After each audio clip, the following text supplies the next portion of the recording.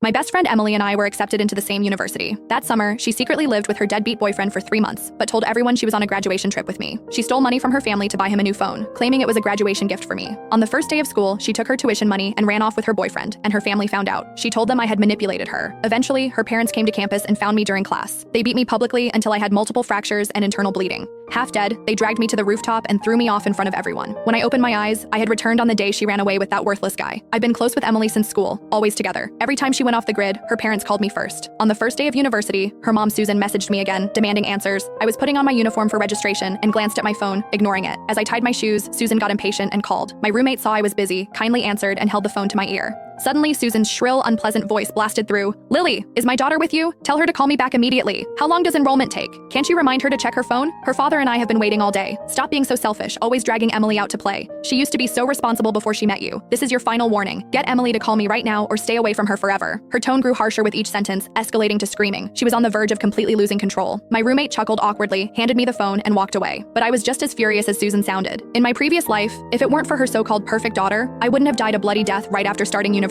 Just because I was Emily's only friend, I became the excuse to cover up her relationship with that loser Mike. Countless times I'd be in class when Susan called, demanding to know where her daughter was. I'd lie to her mother, following Emily's instructions. Until one day, Susan came to my classroom and caught me in a lie. She slapped me across the face and flipped my desk in public. From then on, I became the villain corrupting her daughter in her eyes. Later, I tried to distance myself from Emily, but we still ended up at the same university by chance. And even when I was thrown off a roof to my death, they believed they'd removed a bad influence from their daughter's life. This time, I won't let myself walk that path again. When I didn't reply, Susan grew more impatient. "Can't you hear me? Emily's right there with you, isn't she? Stop pretending, tell her to call me." I smirked and spoke to the air. "Emily, Emily, your mom's looking for you." The air, of course, didn't answer. Before Susan exploded, I slowly said, "Sorry, Emily's at the gym. The music's too loud. She can't hear you. She'll contact you when she's done." After that, I hung up with a dark expression. I turned and left the dorm for our first physical education class. After gathering on the field, the teacher started us off tough. We had to run 5 laps around the track. When he finally called stop, everyone collapsed on the ground, completely spent. I wiped the sweat from my brow when 2 familiar figures approached from across the field. Susan's shrill voice carried over. "Excuse me, I'm looking for my daughter Emily, the one with the best grades in the class."